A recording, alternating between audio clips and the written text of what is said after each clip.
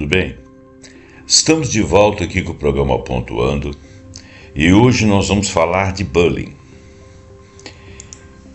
Hoje nós vamos fizemos uma pesquisa rápida, claro que superficial, mas citando alguns detalhes, fazendo algumas análises em várias dimensões, em várias faces, as repercussões sistêmicas, ou seja, na sociedade, nas pessoas, individualmente ou nos grupos, onde você tem essa sistemática intimidação, que é o bullying. E o bullying pode acontecer de várias formas. É um arquivo grande, ele é um tanto técnico, porque ele se baseia não apenas nas questões psicológicas e de natureza social, e até física e política, mas também a gente vai olhar pelo lado da lei, ou seja, pelo lado do direito, pelo lado até das políticas públicas. Então, sem mais delongas, eu vou ao nosso texto aqui, com alguma outra digressão que eu fizer, que reflita ou não minha opinião. Se reflete minha opinião, você pode desconsiderar se achar por bem. Algumas coisas que eu falar são coisas que eu lembro de detalhes, digamos, coisas que eu linkei, né? Que de repente eu sei o conteúdo, ou passa alguma informação fidedigna que eu não esteja aqui, mas que eu tenha lido em algum local. Dentro das minhas digressões eu posso eventualmente falar sobre isso. Eu vou pedir para você deixar seu like, eu vou pedir para você deixar seu comentário, compartilhe o vídeo para que mais pessoas possam assisti-lo, esse vídeo podcast. Ele vai ficar um pouco grande, mas vale a pena pelo nível de análise que eu quero, ainda que superficial, mas pelos pontos pelos quais eu vou passar, que todos eles são pontos em que a gente pode fazer algumas reflexões e algumas informações que realmente são informações de sites prestigiosos, de instituições que vale a pena. Muito bem, então, dito isso tudo, vamos começar. O fenômeno do bullying, ou intimidação sistemática, transcende a concepção simplista de uma agressão pontual. Trata-se de um complexo problema social e interpessoal caracterizado por comportamentos agressivos, intencionais, repetidos, que ocorrem sem uma motivação aparente e que causam dor e angústia na vítima, aquele que sofre o bullying. Uma premissa fundamental que diferencia o bullying de outros tipos de conflito é a existência de um desequilíbrio de poder percebido, seja ele de natureza social, física ou política. Deu para entender, né? Se for alguém de uma classe menos abastada, ou uma classe, alguém mais periférico, que vive numa situação mais de periferia ou de alguma dificuldade financeira, ou seja, uma deficiência, ou uma pessoa com algum tipo de deficiência, algum tipo de dificuldade que não seja necessariamente deficiência, ou seja, então física, né? E a questão política, que podem ser grupos, né? Grupos que têm o pensamento A, B ou C, religião A, B ou C. Muito bem. Essa assimetria do poder, então, ela pode ser resultado da diferença de idade, diferença de tamanho físico, né?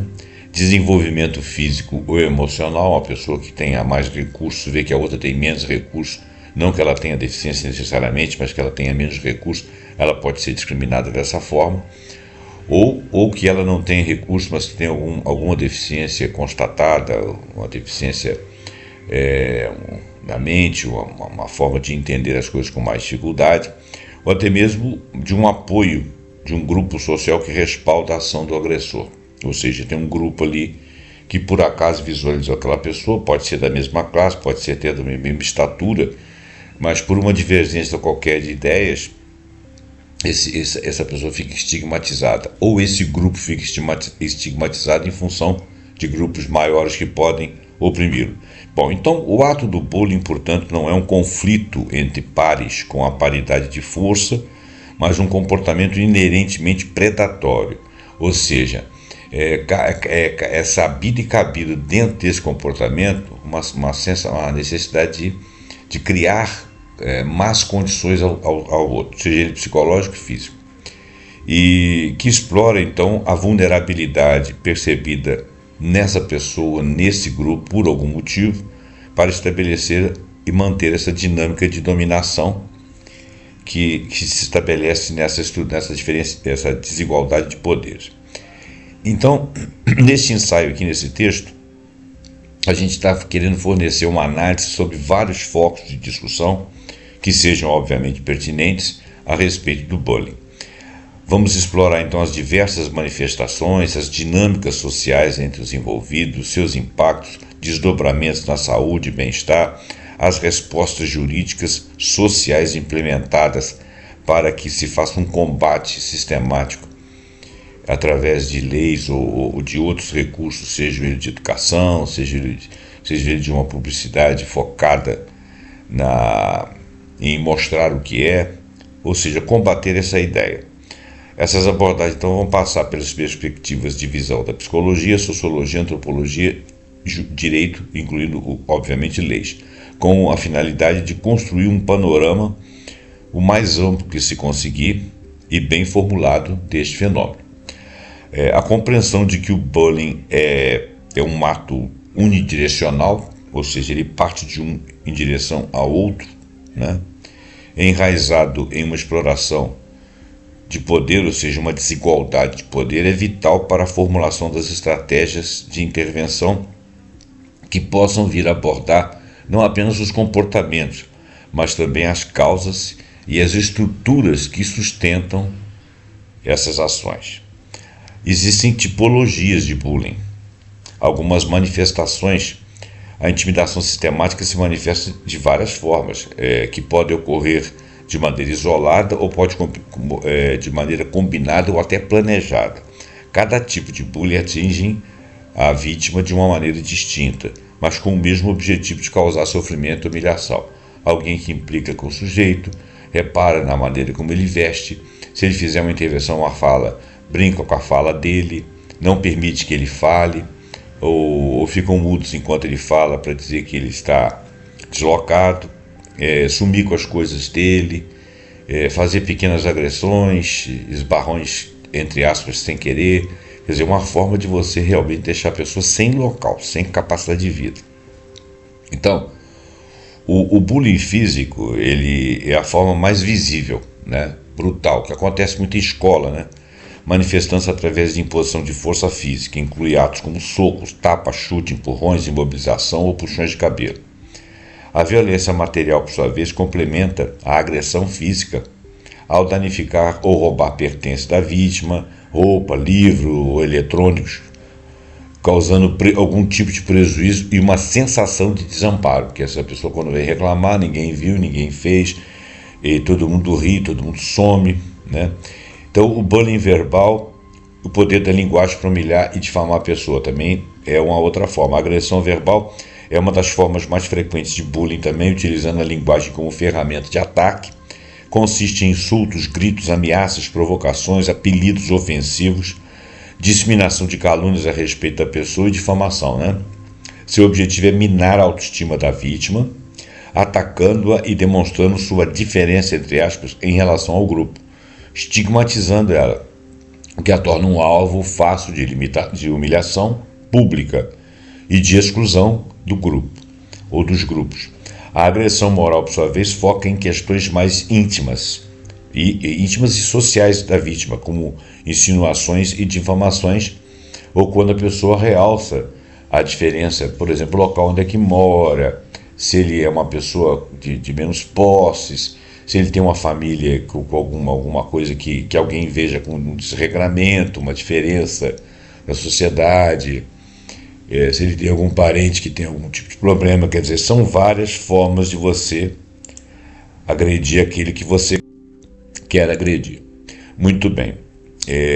Bullying psicológico, social e relacional, as táticas de exclusão e a angústia que isso provoca. Bom, este tipo de bullying é frequentemente mais sutil, né? Ele é menos prejudicial, pois visa a reputação e as relações sociais da vítima. Eu não sei se ele é menos prejudicial, né? Talvez ele seja menos visível, ele seja menos espetaculoso, né, no dia a dia da pessoa. ele manifesta-se pela exclusão social intencional, a propagação de rumores e constrangimento público a respeito dessa pessoa. O objetivo é desonrar a vítima, dificultar sua integração em grupos, normalizando seu isolamento. Esta forma de intimidação causa danos profundos ao bem-estar psicológico da pessoa e à sua saúde mental. Isso corrói a sensação de pertencimento e segurança da pessoa. Quer dizer, ela está fora do grupo, ela é um outsider, né? E não porque ela queira, mas é porque ela foi colocada do lado de fora. Então ela não tem segurança. Se alguém fizer ou tomar alguma ação que possa beneficiar muito, essa pessoa propositalmente é excluída ou impedida de receber essa benesse. A crueldade dessas atitudes é que elas podem levar à sensação efetiva de ação de estar excluído, isolado, desconectado com o resto, porque não recebe notícias, não consegue ouvir ou ser ouvido, se sente desligada e ao mesmo tempo se sente despersonalizada, porque a personalidade dela não é absorvida, não é visibilizada. Então, nesse momento, ela está em perfeita solidão. Então, eu não acho que isso aí seja menos agressivo. É mais sutil, mas isso não é menos agressivo, porque o mal-estar, embora ele não seja físico necessariamente, ele leva à angústia, à depressão. Bullying sexual, homofóbico e transfóbico, agressões baseadas na identidade. São formas de agressão que utiliza a sexualidade, identidade de gênero, orientação sexual daquela vítima como pretexto. Exemplos incluem toques indesejados, comentários ofensivos de caráter sexual, disseminação de boatos sobre a vida sexual da vítima. Pesquisas nos Estados Unidos apontam que estudantes que se identificam LGBTQI+, relatam taxas alarmantes de assédio e intimidação em ambientes escolares. Da mesma forma, o bullying homofóbico e transfóbico, especificamente direcionado a pessoas por sua orientação sexual especificamente ou identidade de gênero, é uma realidade que expõe a crueldade e o preconceito social. A pessoa não pode se estabelecer ou se sentir ou ter algo que alguém saiba que isso é jogado como depreciado em relação à sua imagem e ele é perseguido. Agora vamos falar da era digital. Definição e características do que nós chamamos de cyberbullying. Bom, o cyberbullying é uma forma virtual, do bullying, caracterizada pelo uso de tecnologias de informação, comunicação como as redes sociais, e-mails, jogos online, aplicativos de mensagem, para intimidar, hostilizar e humilhar a vítima. Embora mantenha o elemento de desequilíbrio de poder e repetição, porque ainda é uma questão de poder e repetição, o cyberbullying possui características únicas que vêm a distingui-o do bullying tradicional. Ao contrário da agressão presencial que está contida em um espaço físico, o cyberbullying pode ocorrer a qualquer hora, em qualquer lugar, tornando a fuga da vítima praticamente impossível, porque ele fica sem espaço virtual. E para onde que ele vai, ele pode ser perseguido, seguido, sacaneado de alguma forma. A possibilidade do anonimato daquele agressor e a plateia que vai assistir à agressão virtual, bem como a viralização do conteúdo, são aspectos perigosos que amplificam o dano psicológico. Uma forma de você fazer bullying, por exemplo, seria você perseguir uma determinada, vamos dizer, um rapaz que resolve perseguir uma garota, consegue manipular um filme com a imagem dela e joga aquilo na rede, e aquilo vai estar em todos os lugares contra ela. E ela vai ser detectada e vai ser xingada, vai ser criticada, vão brincar com a cara dela, humilhá-la e tal. Essa é uma forma, existem várias outras. O meio digital não é apenas um novo canal para o bullying, ele é um multiplicador de danos. Então, nesse aspecto, ele consegue ser mais insidioso. Enquanto a humilhação em um ambiente escolar, ou ambiente de repartição, ou um lugar de trabalho, ou um lugar de convívio, um clube, qualquer coisa, pode ser restrita a um pequeno grupo, um único ato de cyberbullying, como o compartilhamento de uma foto ou de um rumor, pode atingir uma audiência ilimitada em questões de segundos, com o conteúdo permanecendo online indefinidamente. Porque, ainda que ele consiga uma lei que retire o conteúdo, alguém pode ter feito um filme daquilo, e aquilo vir a retornar. Exceto se isso for para a justiça, né? Aí quem retornar com o vídeo ou com a foto, seja lá o que for, vai ser penalizado, né? Então a pena de reclusão de 2 a 4 anos para cyberbullying, estabelecida pela legislação brasileira, é um reconhecimento jurídico do potencial de dano significativamente maior e mais difícil de mitigar, porque ele está no ambiente virtual que invade todas as áreas em qualquer hora, né? A permanência do conteúdo online força a vítima a reviver o trauma repetidamente, o que é um dos fatores que explica a maior vulnerabilidade dos problemas de saúde mental graves, incluindo o risco de suicídio, porque a pessoa se sente cercada. Ela teme sair na rua, ser reconhecida por aquela foto, por aquele filme, e ser prejudicada. Então, o comparativo entre o bullying e o cyberbullying. Característica: bullying tradicional e cyberbullying. Contexto: o contexto do bullying presencial em ambiente físico, escola, trabalho, etc. Cyberbullying ele está obrigatoriamente no virtual, em ambientes digitais, né? Presença dos envolvidos: é físico, é visível, com o agressor, vítima e públicos presentes. No cyberbullying é remoto e muitas vezes anônimo, aliás, a maior parte das vezes anônimo. A audiência: ela é limitada ao contato ambiente social imediato das pessoas, do perseguido, dos perseguidores. O cyberbullying é potencialmente limitado, é viral, é global até, e você não sabe, né? Não necessariamente você sabe. A facilidade de escape da vítima. No bullying é limitado, mas até possível se você sair do ambiente, sair da escola, largar o trabalho, mudar de cidade.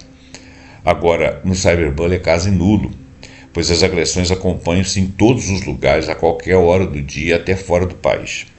Consequências do bullying são restritas ao contexto imediato, embora sejam imensas e profundas.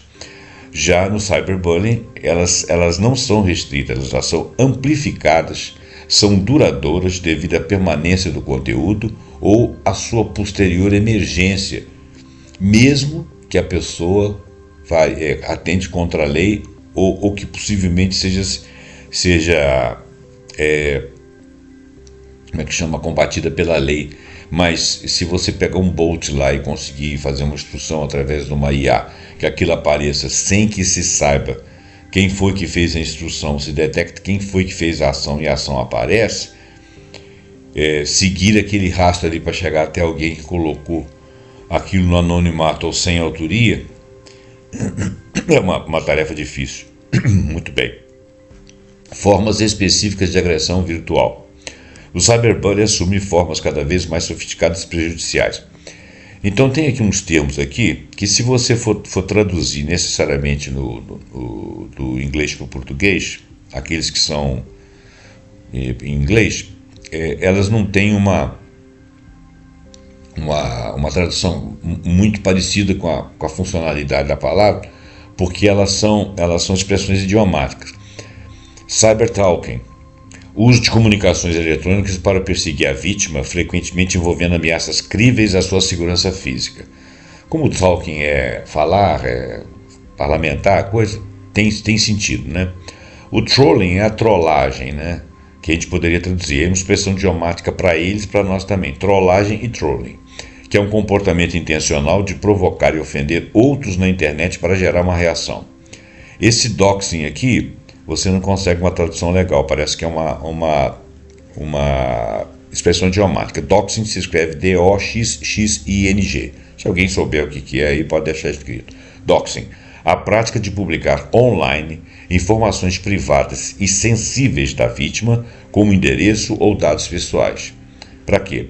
Para a pessoa ficar vulnerável. Impersonation, né? Que seria a representação, pelo menos na tradução literal. Criação de um conto de fadas para se passar pela vítima e postar conteúdo humilhante ou embaraçoso em seu nome. Quer dizer, a pessoa representa ali a vítima como se ela estivesse dizendo aquela besteirada toda a respeito dela própria. Essa aqui em português: disseminação de conteúdo, é a publicação de rumores, fotos, vídeos vergonhosos com o objetivo de viralizar, causar dano e causar sofrimento à vítima. Dinâmicas sociais e papéis envolvidos. A dinâmica do bullying é um sistema complexo que vai além da simples relação entre agressor e vítima. Envolve múltiplos atores, se nutre de dinâmicas de poder e da passividade do grupo. O agressor, que é o bully, né? Características, motivações e busca de poder. Os agressores são frequentemente indivíduos que buscam poder e domínio social. A literatura psicológica sugere que eles podem ser agressivos, frustrar-se facilmente e ter uma fragilidade do ideal do eu. Fragilidade do ideal do eu. Do ponto de vista sociológico, a busca por poder e a influência das normas sociais são motivações centrais. O ato de agredir é uma forma de afirmar uma posição de hierarquia social, replicando muitas vezes de forma inconsciente as dinâmicas de dominação presentes na sua vida cotidiana. E no contexto familiar, os agressores podem ter problemas psicológicos ou históricos de abuso que os tornam mais propensos a perpetuar a violência. Quer dizer, o cara terá uma defasagem, terá uma descompensação, mas ele tem um grupo e ele consegue hierarquicamente controlar esse grupo. Se ele perseguir um agressor, se ele agredir uma pessoa, automaticamente aquelas pessoas ficam no entorno dele contra aquela pessoa. Mas pode ser uma coisa individual também, pode ser uma perseguição pessoal, 2 a 2, que já é bastante incômodo. A vítima, quais são os perfis, as vulnerabilidades e a cronicidade do sofrimento? As vítimas do bullying são fundamentalmente indivíduos que são percebidos como mais fracos, de alguma forma, por algum motivo, ou que se diferenciam do grupo de alguma forma por algum motivo. A gente teria N exemplos aqui para dar, porque eu fico tentando lembrar e paro o texto. Essas diferenças podem ser ligadas à aparência física, podem ser ligadas à raça, ligadas à etnia, ou algum tipo de deficiência, ou que não seja deficiência, mas que seja uma dificuldade, né? Uma pessoa que tem uma língua presa, uma pessoa que tem uma dificuldade para leitura, que eu esqueci o nome, quer dizer, algum tipo de dificuldade que vai deixar exposta, né? Desarritmia, né? E tem um outro também que eu não consigo lembrar, deixa para lá. A falta de amigos ou baixa estima também são fatores que aumentam o risco de vitimização. A pessoa chega isolada, não faz amigos e de repente ela vira vítima. A experiência crônica de ser vítima de agressão leva à internalização desse sofrimento, resultando em baixa autoestima. Eu lembrei agora, dislexia. A ansiedade e outros problemas psicológicos que podem perturbar toda a vida. Eu falei disritmia, não é disritmia. Pode até ter uma disritmia, mas a dislexia poderia ser mais problemática. Mas tem outras coisas aí que representam dificuldades que não são necessariamente transtornos e que expõe a pessoa, que a pessoa fica exposta para algum agressor querer, vamos dizer assim, por causa dele ser problemático, jogar o problema para cima do outro. Como pode ser alguém com uma dificuldade sem deficiência ou pode ser alguém com deficiência. Muito bem. Os espectadores, qual que é o papel crítico da plateia nessa perpetuação e a interrupção do bullying? É interessante que algumas pessoas que agregam a essa liderança agressora, eles não têm, talvez eles não se motivassem a mexer com aquela pessoa. Talvez os estranhasse, mas não se motivasse. Mas por causa daquela liderança ele se motiva. Isso é uma coisa que eu não entendo muito, né? Porque um cara perseguir o outro já é chato pra porra. Agora ele conseguir uma liderança no grupo, de forma que esse grupo todo passe a repercutir o que ele pensa e fazer isso contra aquela pessoa, aquela mentalidade de matilha, né? Eu acho uma coisa incrível, eu não entendo mesmo. Vamos ler aqui. O bullying é fundamentalmente um fenômeno do grupo que sustenta na dinâmica de poder e na passividade dos observadores. Olha aí, mais ou menos o que eu estou falando. A maioria das situações de bullying envolve espectadores, cuja inação os torna coparticipantes da agressão. E alguns não são apenas inativos, não, são ativos, corroborando a ideia do chefe, entre aspas, do agressor. Mas existem os inativos, os passivos diante da agressão ao terceiro. A ausência de intervenção faz com que a vítima se sinta muito mais isolada, interpretando o silêncio do grupo como uma certa aprovação do agressor, ou indiferença com relação a ele, em relação ao que está acontecendo. Essa dinâmica demonstra que o bullying não é sustentado apenas pela força do agressor. ela é sustentada também pela validação tácita do coletivo, qual seja indiferente ou que corrobore o pensamento do agressor, né? Ou que participe, não só corroborando, mas também agindo. Então a plateia valida o desequilíbrio de poder. Então esse desequilíbrio de poder se torna tácito, porque agora são muitos contra um. E o bullying só perde força quando essa validação é retirada, quando as pessoas começam a falar, não, para com isso, pô, não tem nada a ver e tal, se opõe. Aí o agredido ganha defensores, entre aspas, ainda que não sejam defensores, não são pessoas que não necessariamente o defendam, mas que vão contra a prática, contra qualquer ser, e reclamam eticamente ou moralmente daquilo. Então o bullying perde força. O poder de intervenção dos espectadores é, portanto, crítico. O simples ato de expressar apoio, sair de cena ou reportar agressão a um adulto ou uma autoridade pode desincentivar o agressor, que perde sua plateia e perde seu incentivo para continuar e fica algo milindrado, porque ele começa a ficar exposto também. Pesquisas mostram que quando os jovens sofrem bullying, quando eles são defendidos e apoiados por seus colegas e chegam às autoridades, eles se sentem menos ansiosos, menos deprimidos, mais confortados do que aqueles que não recebem esse tipo de apoio, porque não recebendo ficam sinceramente isolados, porque eles não têm onde pisar. O bullying em contextos além do ambiente escolar. A dinâmica do poder e opressão do bullying não é exclusividade, obviamente, do ambiente escolar. A violência sistemática pode ocorrer em qualquer contexto onde não há interação humana e um desequilíbrio de poder. No ambiente de trabalho, o fenômeno do mobbing, o equivalente do bullying no ambiente de trabalho é o mobbing, é a mesma coisa, né? Ou assédio moral, tá? Então, o assédio moral seria aquele cara sempre destacar algo que você fez que ele pensa ser errado, ou que esteja errado, mas que ele destaca para poder se colocar contra você, para poder prevalecer, ou porque ele quer que você saia, ou porque ele te obriga a fazer coisas que não estão dentro da sua função e você fica com medo de não fazer por questões de interação de trabalho ou até de você ser dispensado. Então, este comportamento indesejado é praticado de forma repetida. Ele visa afetar a dignidade do profissional e criar um ambiente intimidativo, hostil e humilhante para ele. A lei brasileira combate o bullying, Lei 13.185 de 2015, pode ser plenamente aplicada nessas relações de trabalho, o que demonstra o reconhecimento jurídico da natureza similar entre os fenômenos do bullying e o seu nome para o assédio moral, que é o mobbing, que é a mesma coisa. O bullying na família contra idosos, isso existe, uma realidade silenciada. O bullying também é um fenômeno que atinge idosos, muitas vezes no contexto da família. Essa forma de agressão pode ser física, verbal, psicológica, até mesmo econômica.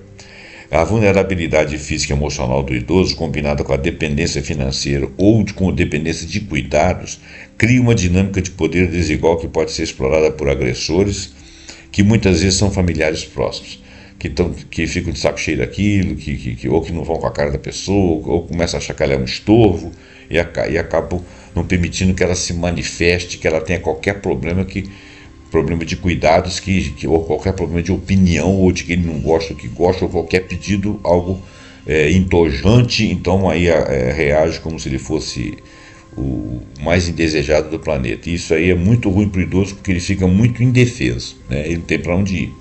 A vulnerabilidade e a dependência são fatores de risco universais para o bullying, independentemente da idade e do contexto.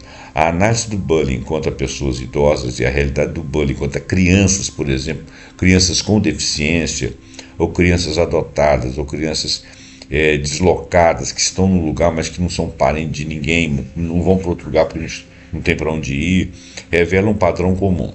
Em ambos os casos, seja de crianças ou de idosos, a vítima é dependente do agressor, seja física, seja financeiramente ou seja socialmente, casos que eu citei aqui, o que cria uma assimetria de poder, outra vez fundamental para o abuso, que é um assédio também. Isso demonstra que o bullying é uma manifestação de uma dinâmica de poder abusiva que pode ocorrer em qualquer contexto onde haja vulnerabilidade e dependência ou que essa dependência acabe se estabelecendo.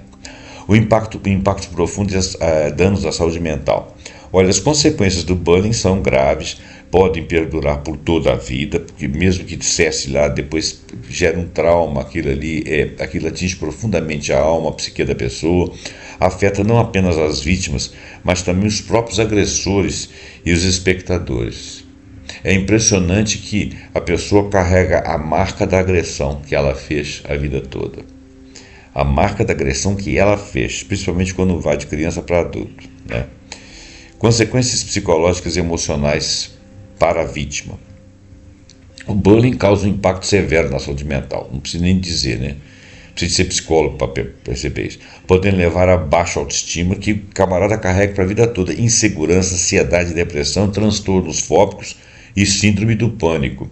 Às vezes, quando a pessoa consegue se safar do bullying, ou que ele acaba por algum motivo, mudança de escola, cresceu, foi para outro lugar, foi desenvolver outra atividade,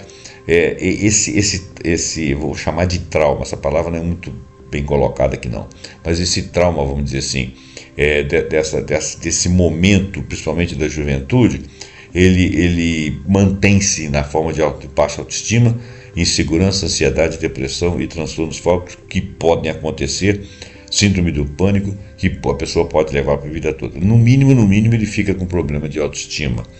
Ele fica com uma manchinha lá atrás. A vítima pode desenvolver comportamentos de autolesão, ideação suicida e até tentativa de suicídio. Aí já seria um caso mais extremo, né? Em termos, porque vai depender também da psique da pessoa, né? Da fragilidade que cada pessoa tem, né? Tem pessoas que ficam muito mal entre pessoas, mas elas são fortes, elas vão resistir. Tem outras que rapidamente vão desintegrar a personalidade, né? E pode partir para uma atitude extrema. Conexão entre vitimização e outras formas de violência. Existe uma perigosa cadeia de causa e efeito no ciclo da violência. Pesquisas indicam que muitos dos autores de ataque em escolas foram eles próprios vítimas de bullying. Isso não é necessariamente assim, mas algumas pesquisas mostram que alguns que são autores de ataques foram eles próprios vítimas de bullying. Isso sugere que o sofrimento não tratado pode se manifestar em violência futura. O que sofreu violência passará a impor violência a terceiros. Da mesma forma, crianças que praticaram bullying têm maior risco de usar substâncias e problemas de violência no futuro.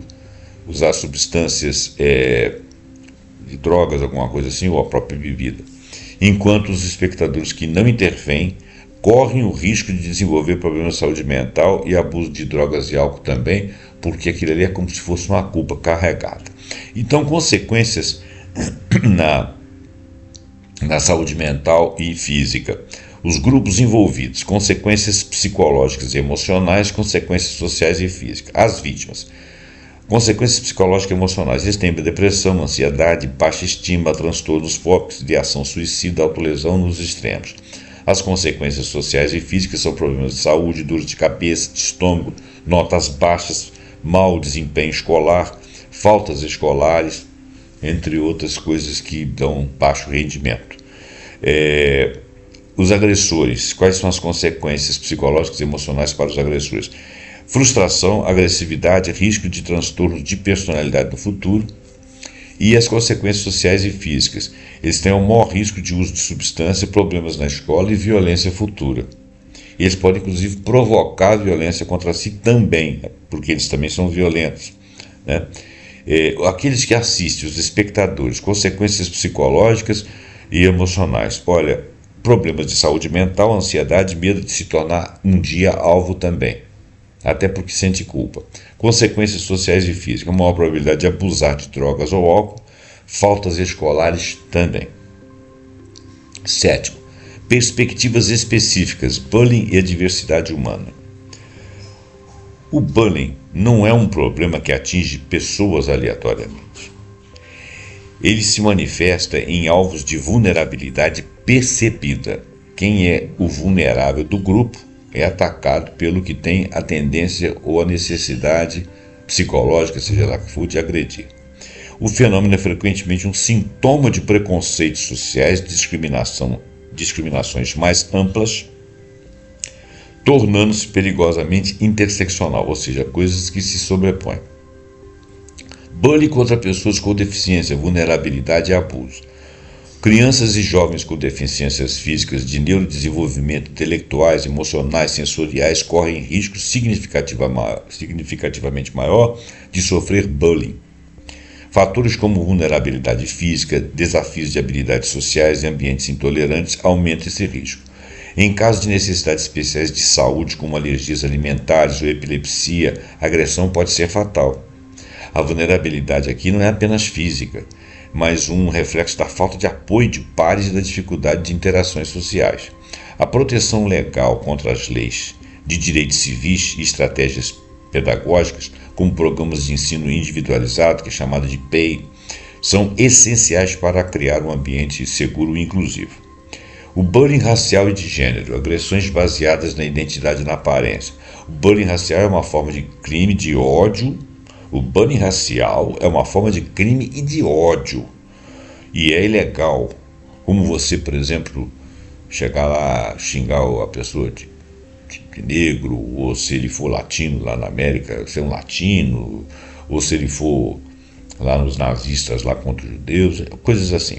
Exemplos incluem insultos racialmente ofensivos, exclusão social, dano a pertences como símbolos racistas e piadas depreciativas, quando o indivíduo, por exemplo, deprecia a religião do outro, se for uma religião afro, por exemplo, fala que aquilo ali é coisa do diabo, discrimina a pessoa, fala que eles estão interferindo, que eles não interessam, que eles são degenerados, alguma coisa assim. E isso tudo é racismo. O racismo, mesmo quando presenciado e não direcionado à própria pessoa, pode gerar sentimentos de tristeza, raiva e depressão, porque às vezes você não gosta de ver alguém ser tratado dessa forma, e às vezes você também é daquela raça ali, vê um indivíduo alhudo sendo tratado dessa forma, você se sente atingido. Essas formas de intimidação demonstram que o bullying se torna um veículo para a opressão sistêmica, usando a agressão individual para reforçar hierarquias sociais, marginalizar grupos inteiros. O fato de o bullying ser mais comum contra grupos vulneráveis como pessoas com deficiência, de etnias diferentes, LGBT, demonstra que ele é um sintoma de preconceito enraizado em uma falta de tolerância e empatia crônica em alguns setores de algumas sociedades. Resposta legal e legislativa, análise jurídica. É claro que isso aqui vai ser superficial, tá, gente? Eu vou citar uma pá de coisa aqui, mas para você entender tem que pesquisar, tem que abrir a lei e pá. A crescente conscientização sobre o bullying levou a resposta legislativa em diversos países, buscando criminalizar o comportamento e exigir medidas de prevenção. O Brasil possui um arcabouço legal significativo. A Lei 14.811, de 12 de janeiro de 2024, agora, alterou o Código Penal, tipificando o bullying em artigo 146-A e o cyberbullying como crimes. A lei estabelece que a pena de multa para intimidação sistemática presencial e pena de reclusão de 2 a 4 anos e multa para o cyberbullying. Essa diferenciação legal reflete a gravidade e o maior potencial de dano do ambiente virtual. Outras leis importantes incluem a Lei 3.185 de 2015, que instituiu o Programa de Combate à Intimidação Sistemática, e a Lei 3.663 de 2018, que alterou a Lei de Diretrizes e Bases da Educação, determinando que as escolas promovam medidas de conscientização e prevenção contra todos os tipos de violência. Então, quer dizer, você que está sofrendo disso por aí, saiba que existe lei que te apoia.